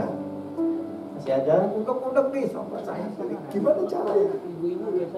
Ayo, ibu-ibu ya betul. Betul. Ini Bu Nova. Oke, ya, saya kali Pak ya. Ya. Ya, puji Tuhan, terima kasih untuk materinya Pak. Sangat memberkati. Amin. Yang menjadi konsen saya, terutama untuk pasangan yang berbeda, ini ya Pak ya, maksudnya berbeda dalam kutip latar belakang. Ya, ada yang suku ini gitu ya. Biasanya perbedaan itu kan bagaimanapun budaya, yang satu kan berbeda dengan budaya yang lain.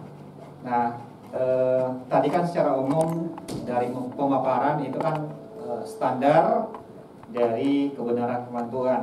Nah, mungkin ada tips ya, bagaimana cara mengatasi konflik ya berdasarkan perbedaan budaya atau latar belakang.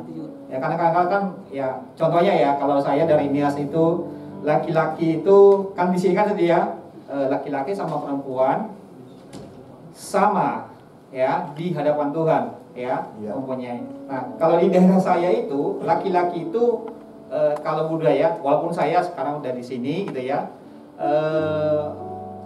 lebih dominan ya Bob ya. Ya gitu loh. Jadi dalam segala hal ya mungkin ada tips bagaimana cara ya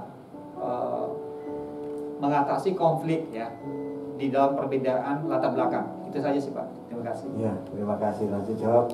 Saya udah langsung juga anak saya yang mendingan juga ya. Anak sama mantu saya. Gitu Pak. Hah? Apa, Mas? Oh, situ ya. Nah, saya sendiri melihat perbedaan. Saya orang Surabaya, saya orang Solo. Surabaya kan keras, Solo halus. Iya. Nah, satu-satunya ya, konflik waktu pertama banyak sekali, susah banget emang. Ya, tapi puji Tuhan, bersama Tuhan, ya mau kerendahan hati, mau dibentuk dalam keluarga, itu bisa diatasi semua. Dan kebetulan anak saya menikah dengan suku Dayak asli, bahasa asli. Iya. Kalimantan. Iya, betul saya. Nah, mungkin bisa saksi. Iya. Ayo. Kita sambil berdiri aja kali ya. Biar sebentar. Biar bisa dilihat sama Bapak Ibu sekalian. Jadi shalom semua. Perkenalkan saya Dr. Marcel, istri saya dokter juga namanya Christine. Ya jadi kalau saya kan dibesarkan dengan kulturnya Jawa, ya. Terus papi Surabaya, mami Solo. Istri saya ini Dayak asli, ya. Jadi Dayak Blusu namanya. Jadi suku Dayak itu banyak macam-macamnya. Dia Dayak Blusu Kalimantan Utara. Di nama tempatnya itu Kabupaten Tanah Tidung. Nah, jadi kalau Bapak Ibu belum pernah dengar nanti dicari Bapak Ibu ya. Jadi kalau dari sini kita naik pesawat turunnya di Tarakan, terus naik speedboat lagi 3 jam 4 jam, 2 jam ya.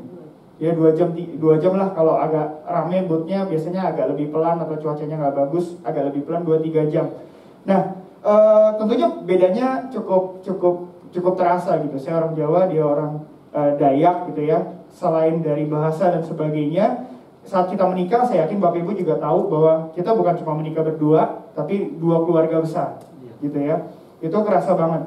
Saya masih ingat ketika saya pertama kali ke sana ya, untuk ketemu keluarga besar lagi itu eventnya yang syukuran yang pertama ya. Jadi bukan lamaran, yang dia syukuran jadi dokter, pelantikan dokter. Dia ini adik kelas saya Bapak Ibu. Jadi saya seniornya. Jadi dulu saya ketua persekutuan mahasiswa di kampus. Saya di Fakultas Kedokteran Nukrida. Saya ketua persekutuan ya. Saya angkatan 2007, dia 2009 gitu ya. Dia jemaatnya gitu, ketuanya ngelirik Bapak Ibu. Ya, biasa ya. Ya ada yang cantik gitu. Cuma waktu itu saya masih punya pacar, dia punya pacar gitu ya. Jadi nggak ini, tapi ya namanya berkat Tuhan gitu. Setelah kita udah sama-sama kerja malah dipertemukan kembali gitu. Nah, waktu saya pertama kali ke tempatnya dia gitu ya, saya juga banyak mengalami shock culture Bapak Ibu ya. Bukan cuma masalah daerahnya gitu ya. Di otak saya orang Jawa gitu, kalau ke Kalimantan itu kayak ke daerah hutan-hutan primitif dan sebagainya gitu ya. Itu kan di otak saya gitu. Ya memang ada perbedaan kota sama di desa gitu ya. Tapi yang paling saya kerasa adalah bagaimana kita ini kan seringkali punya namanya stigma gitu. Belum apa-apa udah menghakimi, belum apa-apa udah ngejudge dulu. Wah, orang Dayak begini, orang ini begini gitu ya. Nah, saya rasa solusi utama saat kita ketemu perbedaan adalah fokusnya dasarnya apa dulu gitu. Kembali lagi seperti tadi Papi sampaikan, dasar kita firman Tuhan. Budaya tidak boleh lebih daripada kebenaran firman Tuhan. Itu dasar yang harus kita pegang satu. Jadi kita mau pakai keluarga kita nih dasarnya apa? Kalau dasarnya firman Tuhan, maka ini yang menjadi dasar utama. Walaupun kita tahu mungkin punya budaya apa gitu ya. Kalau saya boleh tahu, ada yang nonton film ngeri-ngeri sedap nggak? Oh, enggak sampai yang. Yang belum nonton wajib nonton, ya. Selain lucu Bapak Ibu, saya juga waktu nonton film itu saya nangis Bapak Ibu. Maksudnya selain banyak faktor ya, saya dulu kepahitan sama papa saya. Saya dulu sama papa saya konflik Bapak Ibu. Saya pernah berantem bawa-bawaan senjata tajam Bapak Ibu. Jadi saya dulu punya komitmen kalau udah gede saya mau bunuh papa saya. Nanti saya boleh share lebih lagi gitu ya. Nah, perbedaan yang tadi dalam istri saya, ketemu istri saya, keluarganya dan sebagainya. Selain dasar kebenaran firman Tuhan itu menjadi dasar utama, yang kedua adalah begini Bapak Ibu. Saya mencintai dia. Saya mengasihi dia. Dan tentunya saya juga harus mengasihi keluarganya, gitu ya. Adat Dayak luar biasa Bapak Ibu. Kalau orang Jawa tuh shocknya shock banget ya, ya. Jadi kayak simple ya. Jadi kalau di Dayak itu nggak ada istilah kakek nenek gitu. Disebutnya semua nenek gitu. Waktu saya datang ke sana pertama kali ya, simple nih masalah bahasa. Saya dikenalin sama papa mamanya. Ini nenek, ini nenek, ini nenek, ini nenek gitu. Seharian saya bingung Bapak Ibu. Ini neneknya banyak banget. Saya bingung gitu. Malam saya ke dia tanya, itu nenek kamu yang mana? Ternyata nenek itu artinya pokoknya orang tua dari sepupu apa semua dibilangnya nenek gitu. Jadi dia cucu gitu. Jadi karena itu acara syukuran dia jadi dokter dan papa mamanya tahu saya hamba Tuhan, saya disuruh khotbah. Waduh. Saya kira khotbahnya keluarga Bapak Ibu. Kita mikirnya kan kayak komsel ya, duduk gitu ya, tiker. Saya datang ke sana syok Bapak Ibu. Papahnya bangunin panggung, bangunin tenda. Itu kurang lebih 100 sampai 200 ya kapasitas tempat duduknya. Waktu saya khotbah, kursi depan semua pakai bulu-bulu Bapak Ibu, pakai topi-topi Dayak gitu. Saya bilang Tuhan Yesus tolong. Merinding kan lihatnya. Apalagi kalau orang Dayak tuh pakai apa yang kayak ada yang punya tato dan sebagainya, maksudnya dengan atributnya gitu ya. Itu buat orang Jawa jiper Bapak Ibu. Serem banget. Ya, tapi itu tadi kembali atas dasar apa sih kita melakukan hal itu? Karena saya mengasihi istri saya, itu saat itu masih calon istri, ya. Tentunya itu harus menjadi dasar utama. Yang pertama kebenaran firman Tuhan, yang kedua kasih kita.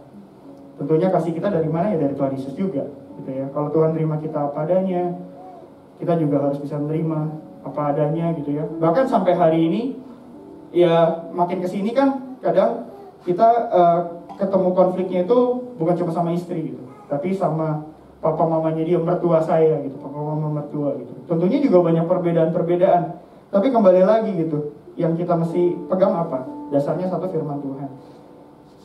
Mau simple kayak papahnya dia kebetulan puji Tuhan menjadi wakil kepala daerah di sana, wakil bupati gitu ya.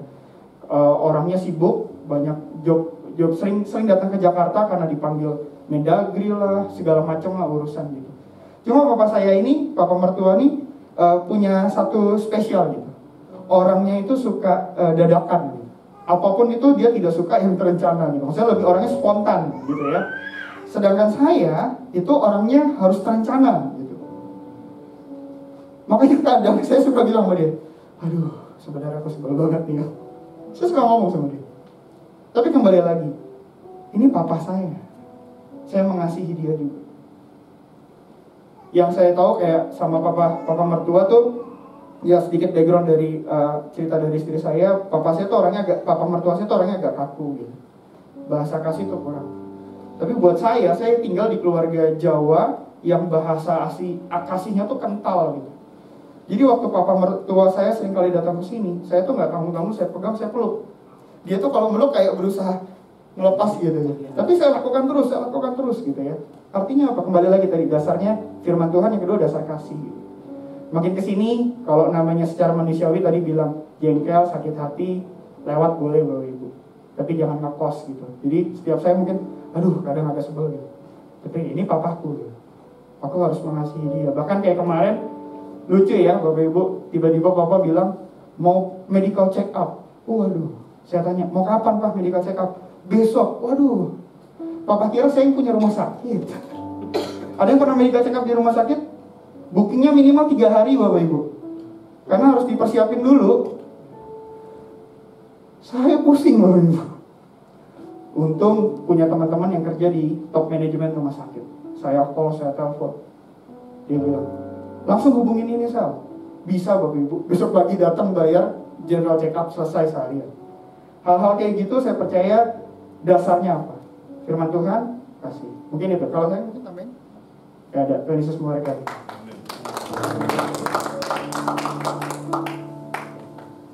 Lupa MC.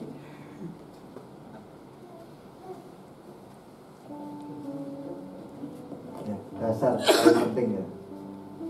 Perbedaan-perbedaan boleh kita jalanin Dan kita bersama Tuhan, percaya perbedaan-perbedaan itu tidak akan menimbulkan konflik. Kita ikutin aja. Oke, ada lagi? Terjawab kok Marinus? Udah Pak ya. Ya, puji Tuhan. Haleluya.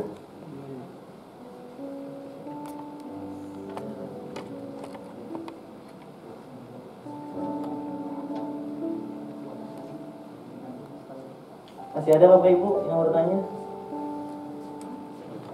Nggak ada ya? Mungkin saya bertanya Pak ya, satu hal aja. Siap. Saya keluarga baru mau 2 tahun. Kalau Bapak tadi 30 berapa ya? Baru 38. 38, luar biasa. Kebetulan saya pernah ke rumah Bapak. Saya dulu teman Marta sama Marsha di DPR. Oh, oke, ya, Dan ya. saya lihat Bapak memang keluarga yang sungguh luar biasa gitu ya, sederhana tapi diberkati Tuhan. Nah, seringkali di dalam keluarga itu kita pihak laki-laki sering mengalah. Kayak gitu ya. Kita sering mengalah gitu, kita yang sering minta maaf. Walaupun kita benar-benar benar. Saya belajar tentang itu tadi Bapak yang sampaikan. Walaupun posisi kita benar tapi kita yang minta maaf duluan. Tapi dengan hal itu malah saya merasa bahwa keluarga buat langgeng ya. Itu justru bikin makin harmonis gitu. Betul. Nah, saya mau minta tolong Bapak nih untuk mempertahankan keluarga itu selama 38 tahun. Iya.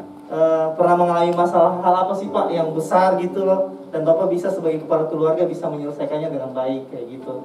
Dan kasih kami tips yang mudah-mudah ini bagaimana cara kami supaya keluarga kami ini menjadi keluarga yang semakin diberkati Tuhan. Kami juga rindu bahwa keluarga kami semakin level ya Pak ya, nggak cuma stay di sini aja. Kami juga rindu anak-anak kami nanti menjadi seorang dokter lah atau orang-orang yang ini lah, yang berdampak. Saya juga rindu seperti itu. Saya juga punya kerinduan nanti ketika udah umur berapa gitu, 40-50 bisa pulang kampung dan bisa jadi anggota di sana gitu ya, biar berdampak buat orang di kampung. Nah, tolong kasih tips ke kami Pak, cara menjadi orang sukses dan tadi bagaimana cara mempertahankan keluarga gitu ya Pak. Ya. Ya, terima kasih Pak. Ya, sama-sama. Luar biasa. Ya, pasti pernah ngalami hal yang fatal juga pernah. Ya. Dulu saya Kristen dari kecil. Dari lahir sudah Kristen. Cuman tidak menghidupi Yesus di dalam kehidupan saya dari kecil. Hanya ya sekolah minggu gitu aja. Ya kan? Bandel tetap bandel. Ya. Sekolah aja kalau anak saya lihat rapot saya semua merah, tapi matematika 10. Cuma matematikanya tok 10, semua merah. Bahasa aja bisa merah. Males, bandel itu. Akhirnya memang tapi saya lihat benang merah itu sebetulnya semua Tuhan kasih pilihan buat kita. Tapi kembali lagi Tuhan bisa atur demikian rupa. Kalau kita intim sama Tuhan, kita mengerti rencananya dan kita mau kembali kepada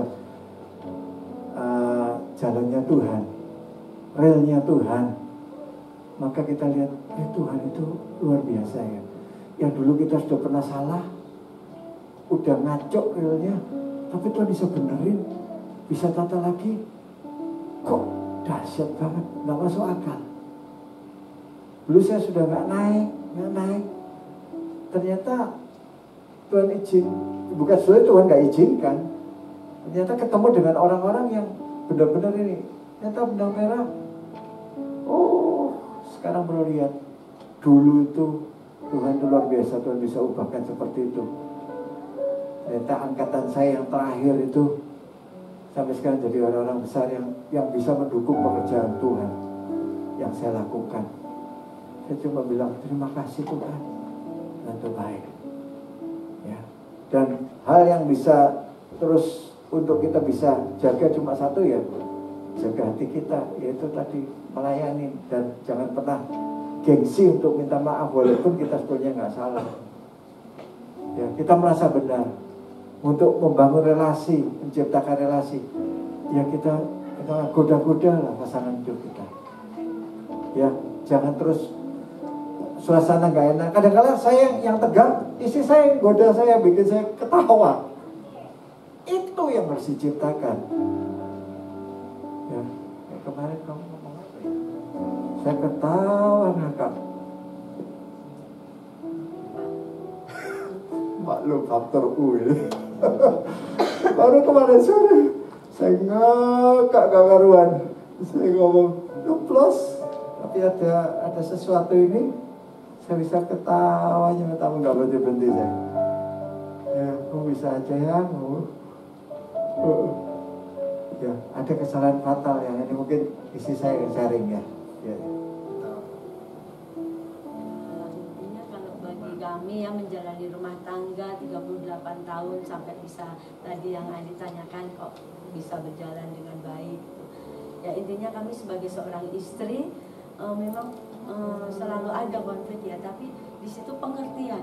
Ini yang terpenting pengertian. Kita seorang istri, oh ya kalau suamiku lagi begini ya udah ngalah. Kebetulan saya sifatnya orangnya suka mau ngalah, mau ngerti ya, lebih ya itu tadi lembut daripada suami saya sifatnya keras maunya apa-apa gedebukan lah gitu.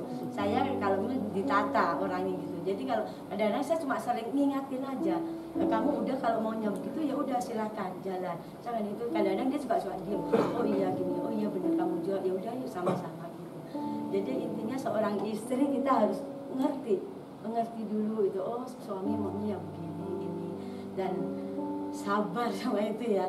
Cuma yang saya jalani selama saya bisa berjalan sampai 35 tahun, kami mempunyai sifat itu, dan kami pun juga saling, kalau suami saya memang salah, saya suka tegur dia, ingatkan, dan kembali lagi kita berdoa sama minta pertolongan Tuhan. Iya. Ini tepuk tangan buat anak kita. Tepuk tangan itu apa? Mencegah stroke.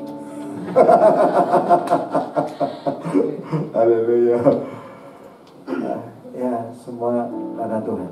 Pasti punya salah yang fatal juga, ya kan? Tapi saling memaafkan, jangan terus kesalahan fatal kita nggak mau maafkan. Sefatal apapun juga kalau kita mau maafkan, pasti bisa dipulihkan sama Tuhan. Ya, saya sedih banget ada satu anak rohani kami yang sekarang lagi ini dukung doa terus. Saya cuma bisa dukung doa, sama-sama keras. Namanya dari Medan satu Chinese lagi. Perbedaan suku yang berat, ya kan? Terjadi kesalahan, tapi nggak memaafkan. Saya mau ikut campur sebagai bapak rohani, tapi ternyata jangan ikut campur. Waduh, saya gituin. Ya, akhirnya saya cuma bisa doakan bersama istri, Tuhan tolong berikan kelembutan hati. Dan puji Tuhan, suaminya sudah mulai aktif kembali ke gereja, ya kan. Saya percaya satu saat nanti juga istrinya juga akan kembali dan dipulihkan. Kita cuma bisa mengandalkan Tuhan, gak bisa kita kekuatan kita sendiri. Ya, orang Surabaya itu gampang emosian, saya gampang emosian, Ustaz.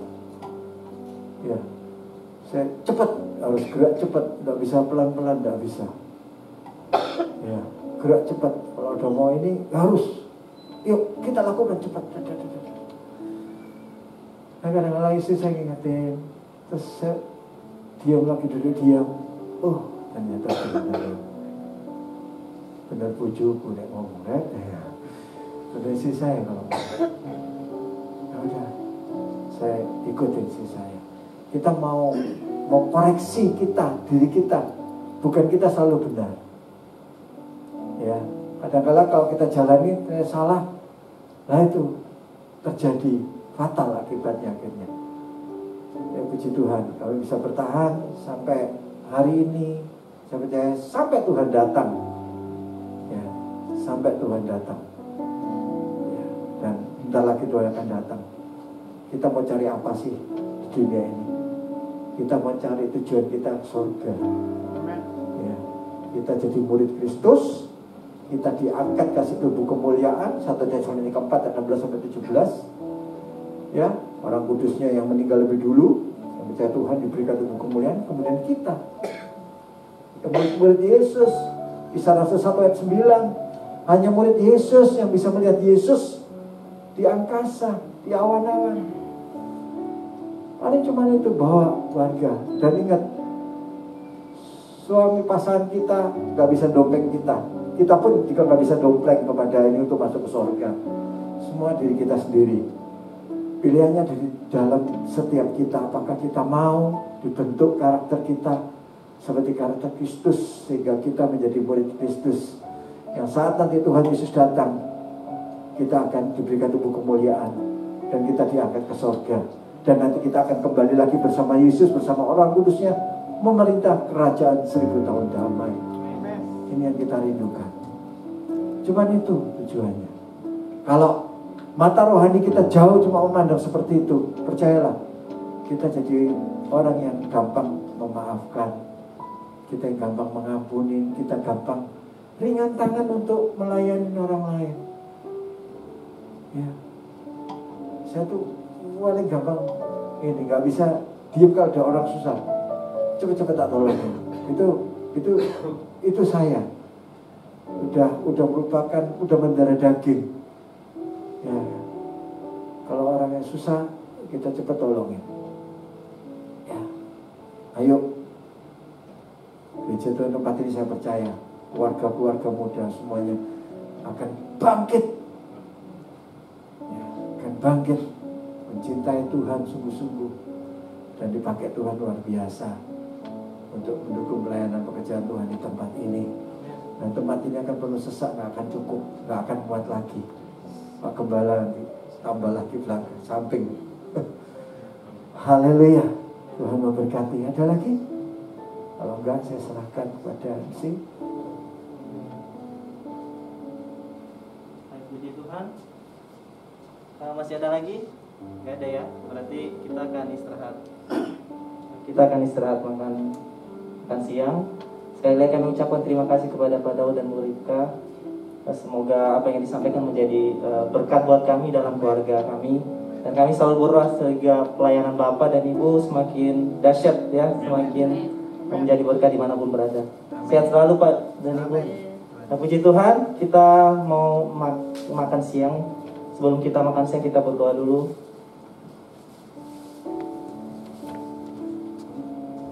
Kita berdoa. Kami bersyukur Tuhan buat hari ini Bapak kami boleh menerima materi Tuhan dari Bapak Pendeta Daud dan istri Tuhan. Kiranya itu menjadi kekuatan baru bagi kami untuk membangun keluarga kami Tuhan Yesus. Terima kasih Tuhan. Tiba saatnya kami akan makan Tuhan. Kiranya Kau berkati makanan yang telah sediakan Tuhan bagi setiap kami Tuhan. Sehingga melalui makanan ini Tuhan tubuh kami sehat Tuhan Yesus. Terima kasih Tuhan. Di dalam nama Tuhan Yesus kami makan. Haleluya. Amin. Selamat makan Bapak Ibu. Silakan diambil di belakang.